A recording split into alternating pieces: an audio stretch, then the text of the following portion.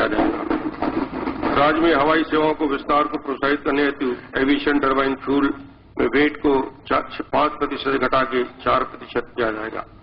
उपभोक्तानुसार कर की दरों में युक्तिपूर्ण से राज्य के व्यापार उद्योगों को बढ़ावा मिलेगा और आगामी वर्षों में राजस्व की वृद्धि होगी।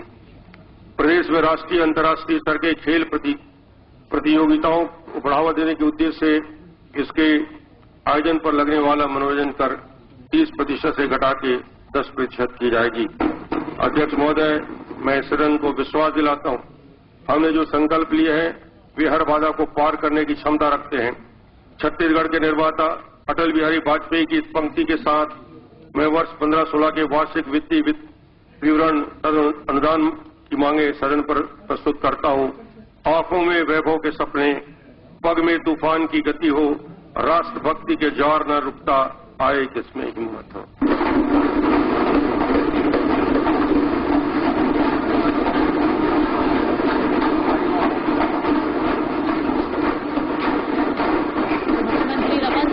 साल 2015 से 16 का ये बजट सामने रखा है। 9वां बजट है छत्तीसगढ़ के विकास के लिहाज से कहिए। पिटारा यहां पर पूरी तरह से खुल गया। हालांकि बीच बीच में विपक्ष ने कई मुद्दों को यहां उठाया।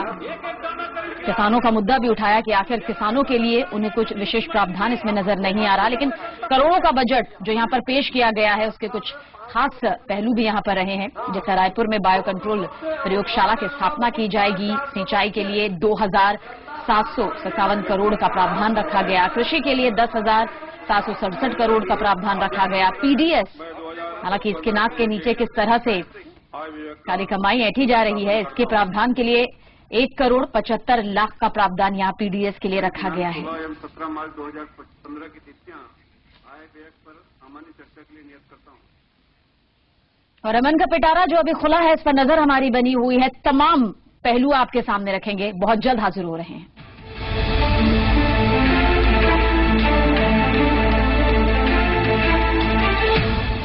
का काम कभी खत्म हुआ है? मैं बहुत थक जाती थी।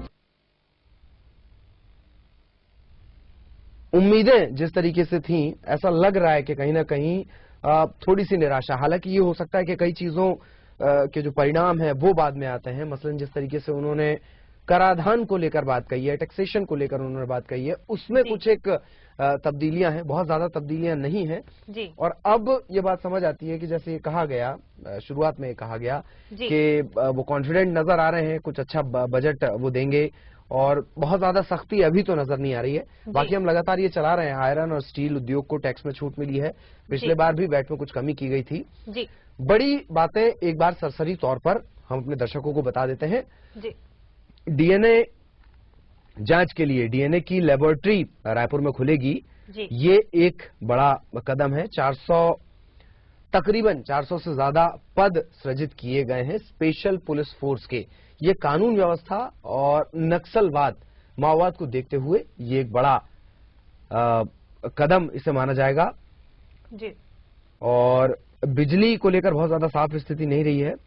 मुख्यमंत्री शहरी आजीविका मिशन, इसके लिए 15 करोड़ 40 करोड़ रुपए और रखे गए हैं। जो ऑर्गेनाइज्ड वर्कर वेलफेयर है, श्रमिकों के से जुड़ा हुआ ये मसला है। श्रमिकों के कल्याण के लिए 40 करोड़ का प्रोविजन रखा गया है। किसानों के लिए थोड़ी एक दो जगह राहत नजर आई है। गन्ना कृषकों के लिए एक शक्कर कारखाना खोलने की योजना है और सिंचाई परियोजनाओं के लिए 2,758 करोड़। कृषि पंपों को निःशुल्क विद्युत प्रदाय के लिए 1,230 करोड़। मतलब सिंचाई को अच्छा फोकस किया गया है।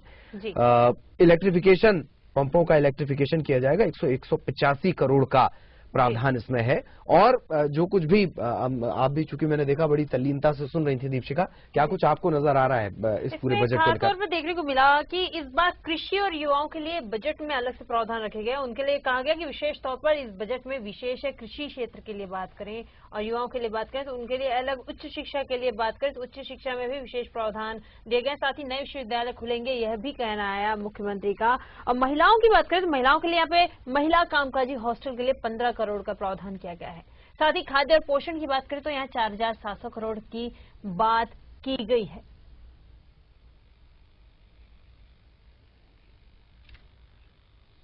तो तमाम जो घटनाक्रम है, बजट चूंकि आ चुका है और अब दरअसल ये घटनाक्रम बहुत अग्रेसिव होने जा रहा है।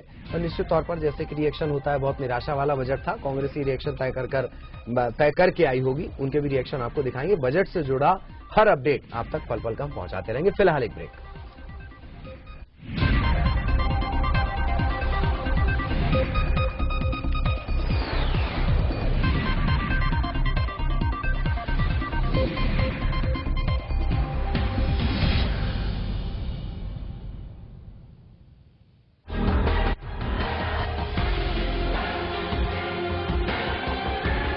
डॉक्टर रमन सिंह का आंगनबाड़ी केंद्रों का जीवंत विकास केंद्र के रूप में विस्तार किया जाएगा।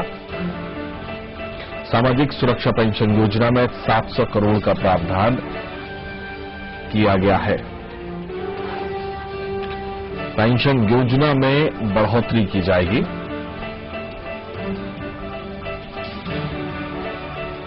जाति प्रमाण पत्र ऑनलाइन होंगे। ज्यादातर इस पर हाईटेक करने की कोशिश की गई है। मुख्यमंत्री के द्वारा पहले ये कहा गया था कि ज्यादा से ज्यादा लोग सूचना प्रौद्योगिकी से जुड़े, इसकी कोशिश की जाएगी। कैंसर रिसर्च इंस्टीट्यूट खोला जाएगा। युवाओं और कृषि के लिए अलग से बजट बनाया गया है।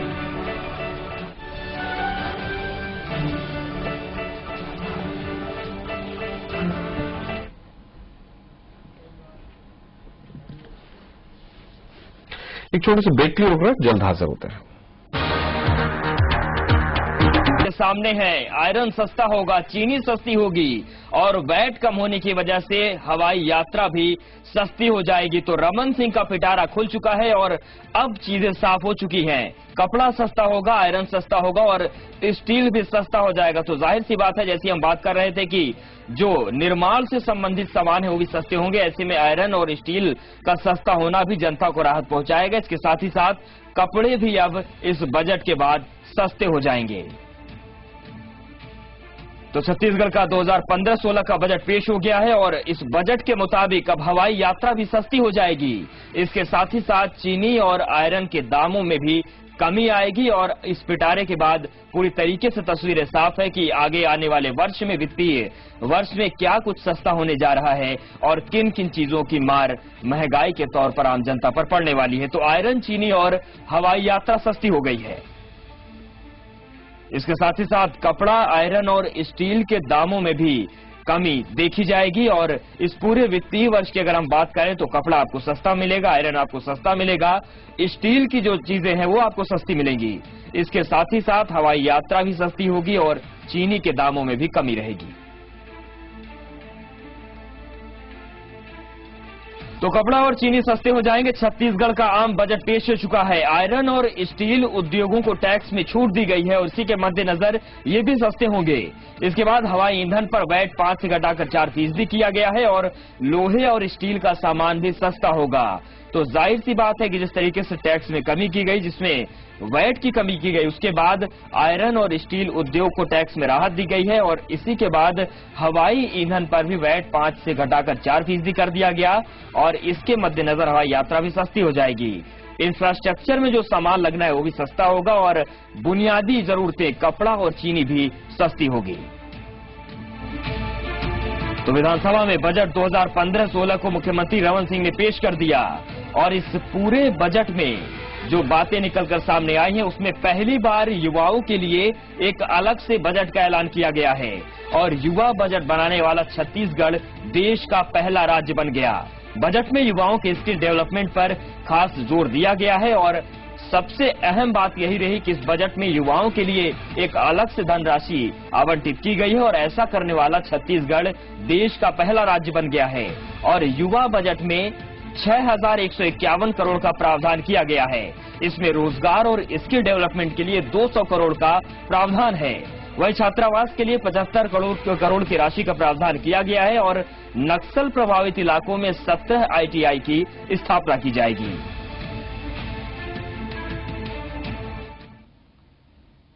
और चलिए बात करते हैं कि आखिर इस बजट की बड़ी बातें क्या हैं। अगर हम बड़ी बातों पर गौर करें तो कृषि के लिए 10,676 करोड़ रुपए आवंटित किए गए हैं। वहीं सूक्ष्म सिंचाई के लिए 30 करोड़ रुपए जारी किए गए हैं और रायपुर में बायो कंट्रोल प्रयोगशाला बनाई जाएगी, इस बात का भी ऐलान है। इसके अलावा 10 पशु दवाखानों का प्रमोशन किया जाएगा और 20 हाई स्कूल हायर सेकेंडरी में अपग्रेड किए जाएंगे। तो शिक्षा के अपग्रेडेशन की बात है। और कृषि के लिए 10,676 करोड़ का प्रावधान किया गया है और सूक्ष्म सिंचाई के लिए 30 करोड़ रुपए बजट में जारी किए गए हैं। वहीं रायपुर की बात करें, यहां पर बायो कंट्रोल सिस्टम बनाया जाएगा और पंडरिया में नया सहकारी शक्कर कारखाना खोलने का ऐलान किया गया है। वहीं पर ब्याज मुक्त अल्प अवधि लोन के लिए 158 करोड़ हैं। कॉलेजों के उन्नयन के लिए 816 करोड़ रुपए जारी किए गए हैं बजट में और सरकारी कॉलेजों में मुफ्त वाईफाई की सुविधा अब छत्तीसगढ़ में दी जाएगी। आदर्श आवासीय कॉलेज खोले जाएंगे। तो शिक्षा को लेकर एक बड़ा विजन नजर आता है और पंडरिया में नया सहकारी शक्कर कारखाना खोलने का ऐलान किया गया है। जाहिर सी बात है, जहां शक्कर का उत्पादन बढ़ेगा वहीं कुछ लोगों को रोजगार मिलेगा। सड़क निर्माण और विकास के लिए 5,183 करोड़, रायपुर के विस्तार के लिए 50 करोड़ का आवंटन किया गया है और नया रायपुर में व्यापार परिसर की स्थापना की जाएगी, ये मांग भी चल रही थी। वहीं डायबिटीज पीड़ित बच्चों के लिए फ्री इंसुलिन की सुविधा होगी और धमतरी के बागोड़ा में फूड पार्क बनेगा। वहीं पर अगर बुनियादी ढांचे की बात करें तो 5 फ्लाईओवर, 11 रोड ओवरब्रिज बनेंगे। नगर निगम नगर पालिका में हाईटेक बस स्टैंड बनाए जाएंगे और आंगनबाड़ी में पोषण आहार के लिए 506 करोड़ रुपए जारी किए गए हैं। वहीं एकीकृत बाल विकास योजना के लिए 601 करोड़ का बजट में प्रावधान है और ऑर्गेनिक खेती को बढ़ावा देने के लिए 10 करोड़ की राशि आवंटित की गई है। 5 flyover, 11 road over railway bridge बनाए जाएंगे और सिंचाई परियोजना के लिए बजट में 2,758 करोड़ रुपए का प्रावधान है। वहीं कृषि पंपों की फ्री बिजली के लिए 1,230 करोड़ रुपए की सुविधा दी गई है और मुख्यमंत्री शहरी आजीविका मिशन के लिए 11 करोड़ का प्रावधान है। संगठित मजदूर कल्याण के लिए 40 करोड़ रुपए बजट में आवंटित है और खाद्य और पोषण आहार के लिए 4,700 करोड़ रुपए का प्रावधान किया गया है। इसके साथ ही साथ सिंचाई परियोजना के लिए 2,758 करोड़ की राशि आवंटित की गई है। तो मुख्यमंत्री शहरी आजीविका मिशन के लिए 11 करोड़ का प्रावधान किया गया है।